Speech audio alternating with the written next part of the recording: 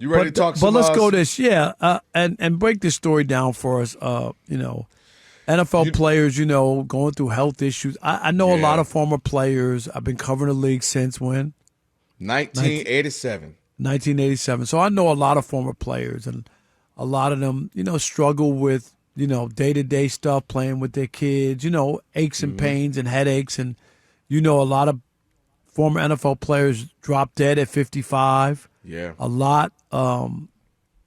Just, Junior Seau had an unbelievable Hall of Fame football career. yeah. Committed suicide. Just couldn't take it anymore. The pain, apparently, or whatever he was going through, mental anguish and the pain and all that, and apparently took his life. Right, and there's just a lot of stories out there, but Well, some let's jump. people, I was yeah. gonna say, let's add on to what you're saying. So I'll throw out some numbers and just to kind of add to it. So there was a survey that was conducted by ESPN and an independent health policy research polling and news organization KFF.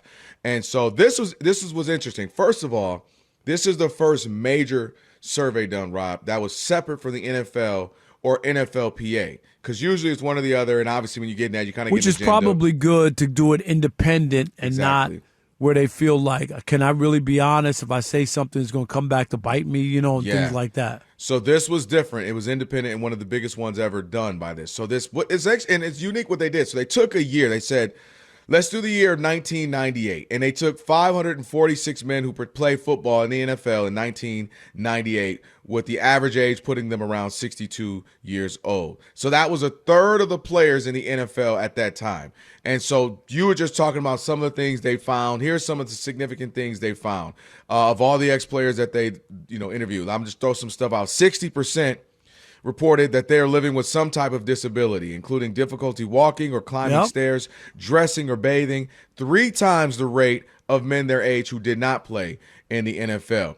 15% of the players said a doctor had diagnosed them with dementia, and there's another study that shows only 4% of men around their age should be having dementia, I not was going to say, 15. not at that age, not at that Right. point. That's it's It's on early. preset. Yeah, it's early. Yep. Okay. Here's another one you just mentioned. About half of players said this is a big one, felt depressed in the past 12 months compared to a quarter of men between the ages of 55 to 75. So you only got 25% of normal men, 55 to 75. They got half the players who did this. So there's just a bunch of stuff. They talk about, obviously, as you mentioned, having pain, having just difficulties playing with their kids or grandkids. Yep. But after all that being said, 9 out of 10 ex-players said they would make the same decision to play pro football, even among the players who said the NFL had a negative effect on both their physical health and mental well-being.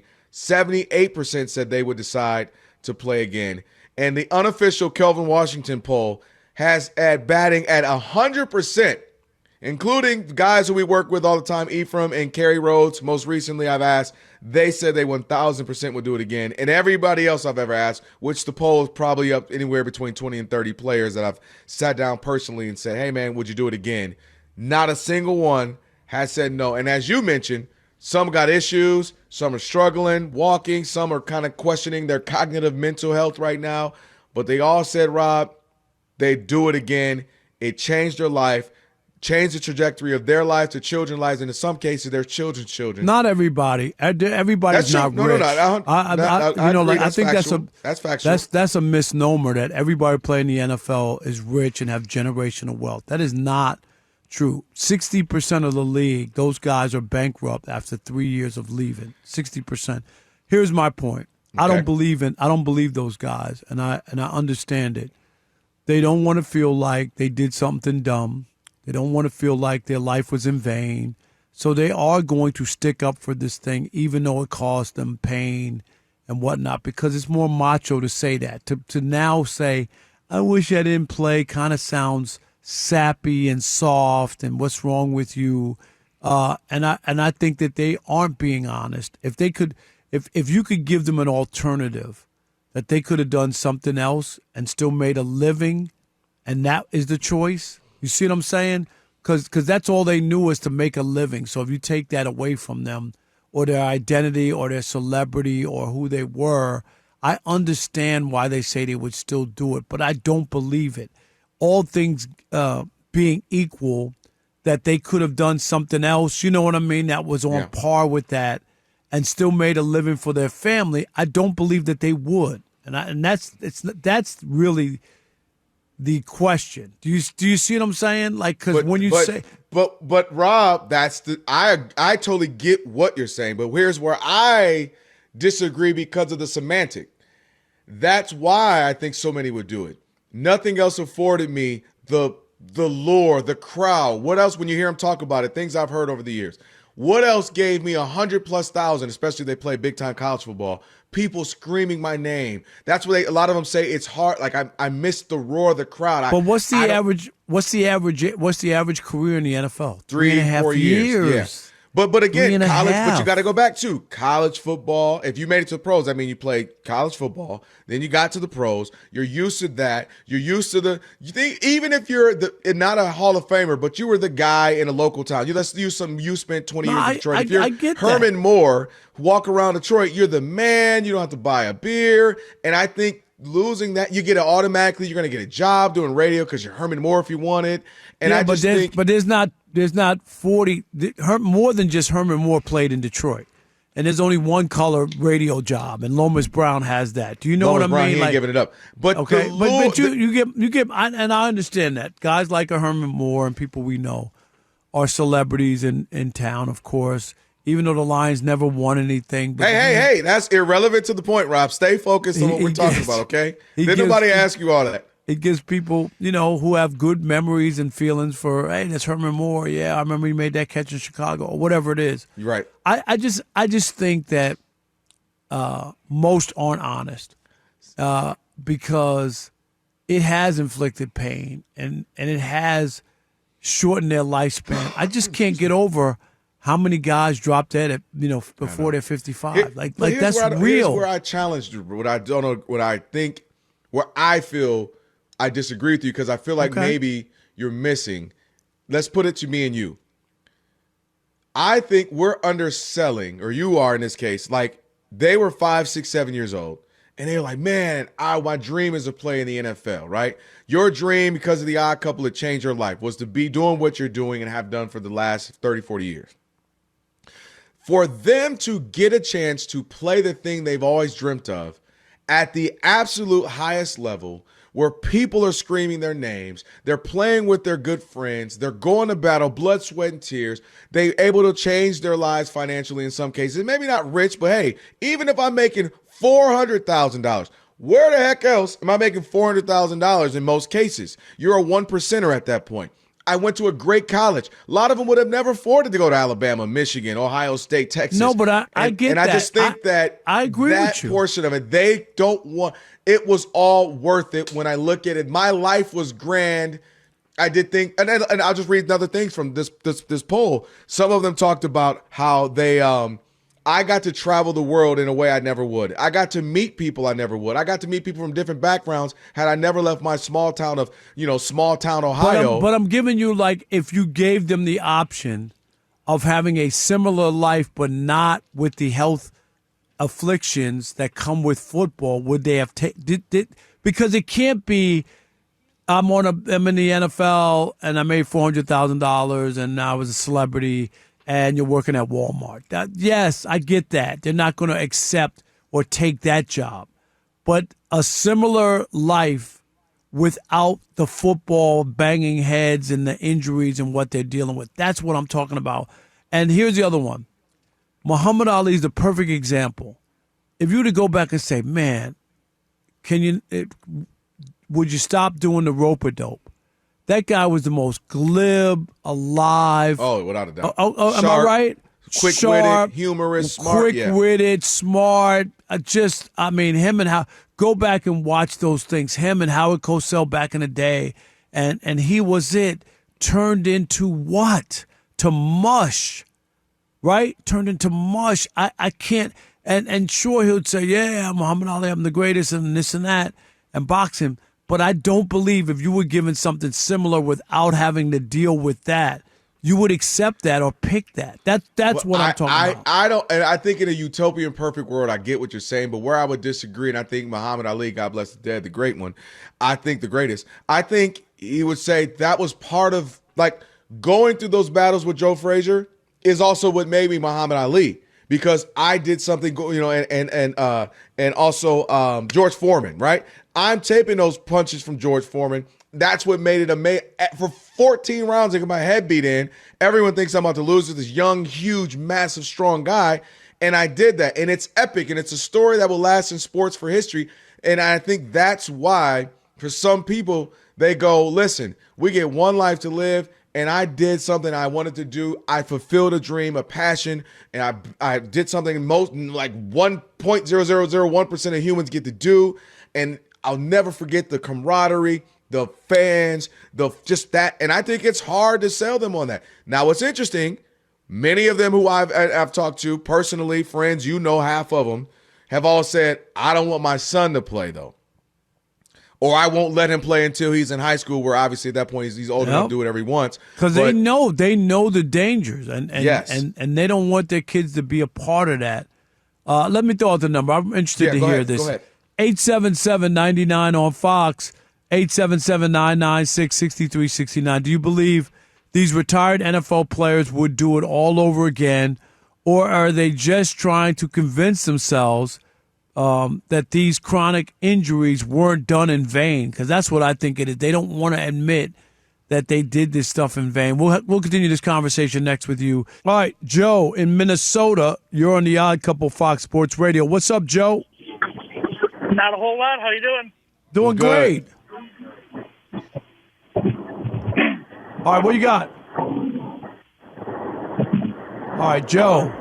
Except for one thing, you forgot to turn down the radio. Thank you. There you go. That's what Alex. Perfect. Chad in Minneapolis, you're on the Odd Couple Fox Sports Radio. What's up, Chad? Hey, not a whole lot. How's everything going? All good on this Friday night, Funky Flashback Friday. Where are you on this? What do you mean? I'm in Minneapolis. I'm actually a suburb of Minneapolis. Right. I'm asking you about the topic. Are we in a Twilight Zone, Rob? I don't know. Where are you on the football players and what we're talking about? I just rang in for the quiz about the WNBA players and the Chipotle players. Okay. Thanks for the call. Appreciate it. Bye, Felicia. Yeah, I think he called. This is Doug Gottlieb show's on in the afternoon, I think. Yeah, are you a little late, bro? Yes. Or maybe he's early. You might be in Hawaii or something. I don't know. Steve in Atlanta, you're on the Odd Couple Fox Sports Radio. What's up, Steve? Hey, Rob and Kelvin. I really enjoy your insightful, thoughtful, entertaining show. Thank you so much. No, Appreciate thank you. That means a lot. Steve, are you calling for the right show? Let's just make sure, Rob. Steve, you on the right topic? Yes. Can you hear me? No, yes. We got you, Steve.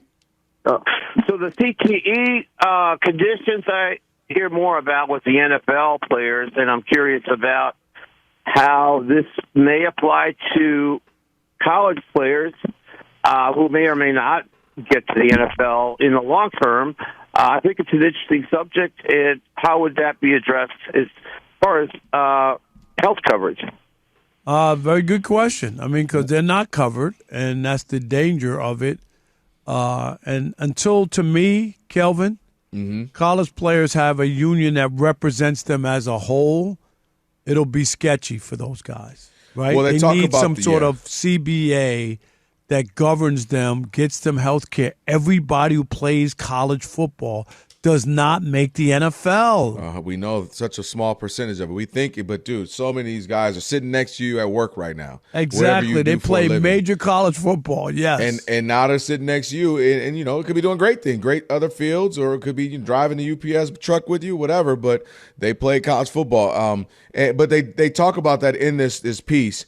How the NFL, of course, and the NFLPA, they all put out their statements to this new finding, and they talked about how we're trying to protect former players. We've created this new $2 billion fund, and yet we find out how many times, Rob, the hell they have to go through to get paid, the loops they have to jump through to get their bills taken care of. It's absolutely a mess. We got any more calls? Want to move on? We do. Juan in Pennsylvania, you're on the Odd Couple Fox Sports Radio. What's up, Juan? Hey, fellas. I'm actually in Pennsylvania. I'm a truck driver. I'm traveling west right now. Oh, yeah. I'm just playing when I say Pennsylvania. That's from the I thought you said car. Well, No. That was from the Flintstones. They were saying somebody was from Pennsylvania. Go ahead. Okay. First off, I just want to say, man, I love your show. I think it's great. It's you. awesome just to be able to hear the different perspectives that you and Kelvin get to offer.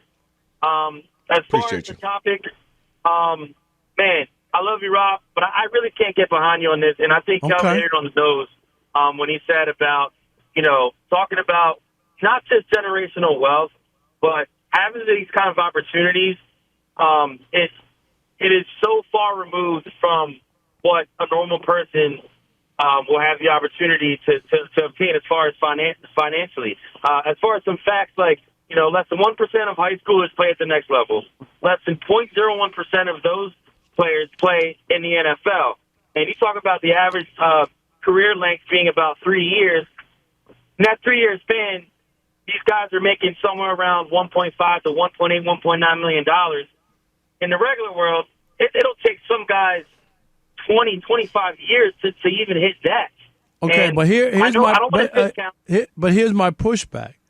Your mental, your what you have to deal with. They don't have coverage, right?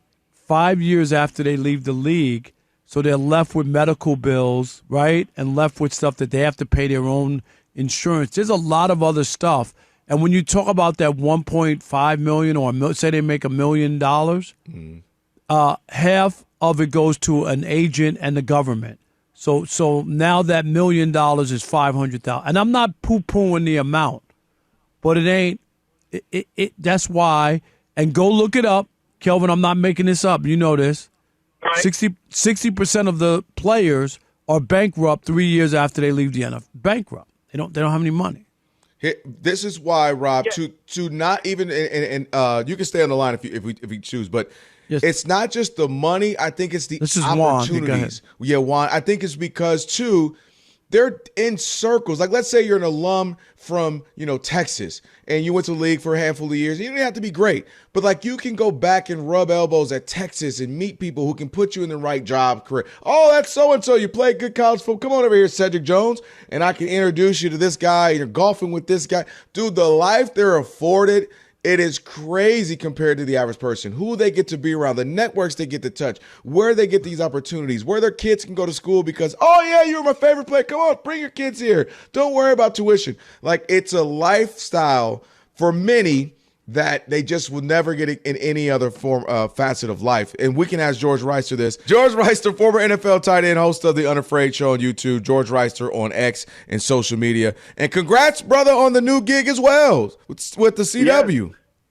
Thank you, sir. I appreciate it, and I'm actually just getting over being upset with you right now. Cause no man is supposed to be left behind, and you left me behind last week. I'm sorry. What happened?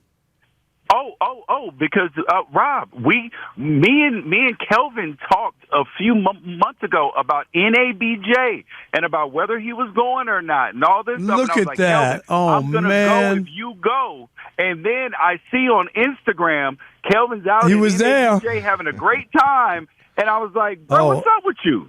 And he was like, Cleveland, my bad.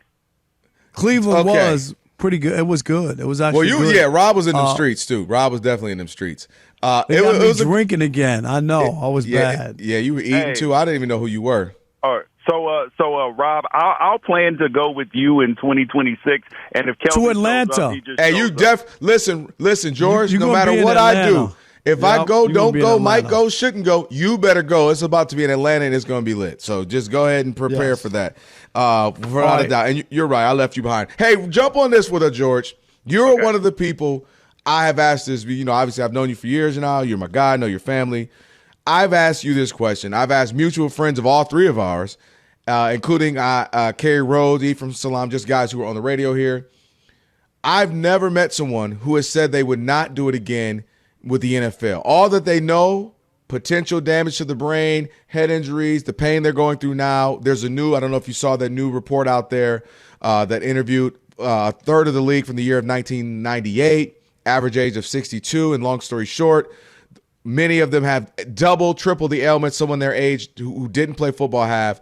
But at the end of the day, 9 out of 10 of them said they do it again. Where do you fall in this? Rob, I'll let you tell your thoughts. I think it's more than just money. It's what's afforded. It's the opportunity. It's getting to play something you love since you were 6. Obviously, it's money, and it's just it's what it provides you networking wise that the average life doesn't, and it's worth everything else. Rob doesn't agree, right? Yeah, Rob is wrong and could not be more wronger. I would do it again in a heartbeat. However, I would not play in a game again with a tinge unit attached to me. That was a bad idea. And some other things that I did along the way to be on the field to play, I wouldn't do those same things. But aside from that, because the way I look at it is this, is that the reason why, and mind you, there's a different mindset about this, the way I look at it, pre the big money in sports. Like pre the big money in sports, it was about the love of the game and all of this stuff. But when you look at now how much money is involved and the opportunity to change the fortunes of your life, the future generations, be in the networking, being able to be involved in businesses, and just the opportunities. Like, I wouldn't have had any of the jobs that I've had likely had I not been in the NFL, and then have other skills to be able to lean on as well. But check this out. I believe that when you are paid so handsomely, that there is an element that you are signing a contract saying, I'm willing to sacrifice some of my later years physicality, whether it's swollen knees, aches and pains, and this and that, to be able to be paid so handsomely. Because if you hear Tyrese Halliburton, everybody doesn't have a generational wealth. That's a myth in the NFL. Okay, correct. Yes. It's 60% of the league is not making generational wealth. 60% of the league have to pay Cobra. 60% of the league, 60% of NFL players file for bankruptcy 5 years after they're out of the NFL. Yes. There's a lot of pitfalls in it. Here's the truth to it, though, too, Rob, is that yes, you are 100% right. And there is a little bit of a line of demarcation in terms of how much players were making and how many go broke and all of that stuff, because that number is steadily falling down because guys are more aware of those things, and they're also making better financial choices, and the money is so big. And you are right. But here's the other part about it though, Rob, is that the average career is 3.3 years. And the people who play under 3.3 years, their level of ailments and all of that is less than the people who do play more. And when I first came in the league, the minimum my rookie year was, I think, 225, and the minimum now is like 8 something. So there are people, like you said, if they play on minimum contracts their whole career, if they play 8, 9, 10 years, that's not generational wealth, but it is a significant head start on being able to do whatever your next career is. I agree with all of that. That's not my issue. My issue is the players who drop dead at 55, the guys, former players who I talk to who can't get rid of headaches and can't get out of bed in the morning and the other stuff that also afflicts them. That's a part of it. And I'm not saying you would give up football for nothing that would be equivalent without having those things to deal with. You talk to baseball players or basketball players, they're not going through what you're going through. You know what I mean? And they play much longer. Baseball players play 20 years. You have a 20-year career to earn money, and you're not broken up when it's all done. That's what I'm talking about. Yes, and Rob, I 100% agree with you. So can you hear this point, too?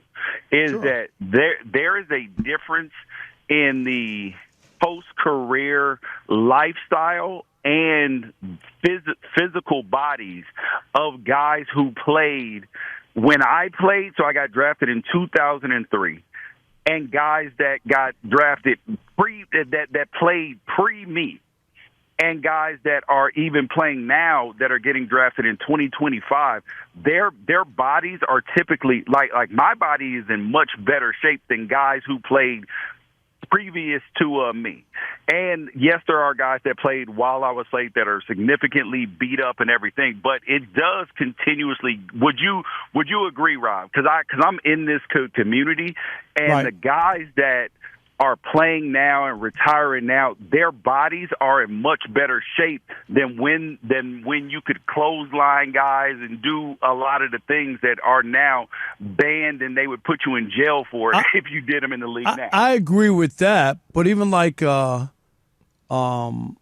Donald, who quit early and premature because he's like, I got my money, and as much as I love football, I don't want to do this. Do you know what I mean? Like the love of it, because he could get out of it because he made his money. Insane right now. No, I know, but I'm just saying, to me, that's an example of somebody. Blessing, though? Is it that? No, but that's because he understands what can happen to you and the ramifications long term. That's all I'm saying. And you know that there are plenty of guys. And that's why I said that yes, I would play again. But there were some decisions that I made or was pressured into, but ultimately it was still my choice about playing with different things and all of that I would not make now in hindsight. And honestly, and that was why the concussion thing made me so mad initially, because I remember I got the only time I got like a super bad concussion, we were playing at Buffalo, and they had to take me to the hospital after we flew back because I was nauseous. They wouldn't let me drive, any of that stuff. And then the next week, the trainers or the equipment guy said, "Hey, George, you need to change your helmet." And this is like 05 or 06. I was like, "Why do I need to change my helmet?" And they said, "Oh, because this helmet is not that great for you." And I'm sitting there like, hold on. What do you mean this helmet's not great for me? And they asked me, how long have you been wearing this style of helmet? I was like, since I was in high school. And they said, okay, would you keep but mind you, it's not the actual same helmet. It's just the same style. Right, style. I get it. Right. Yeah. Right. He was like, would you keep a car for 10 years or 15 years? I was like, no. And then the part that made me mad is that these are team issue things. So there were 3 or 4 helmet options available. And so if the league is providing them and they're supposed to be, monitoring what's safe for you and all of that stuff, why is an unsafe helmet one of the options that I can choose? Because I can't choose what right. You never should have had an option to wear that in the NFL. You shouldn't have. It should have been taken out for sure. Right, so you're not there. Hey, George, we're up against it, man. Thanks, you for your insight, brother. Congrats on the show. Appreciate it as always, man. We'll talk soon. Yes, sir. And just get ready for Atlanta now, okay? Fine. Just get ready for Atlanta next year. Yes, I am, man. And you get ready for September 2nd because you are now in the club, man. Yes, I am, gang. Yeah, I am. We'll talk about that later.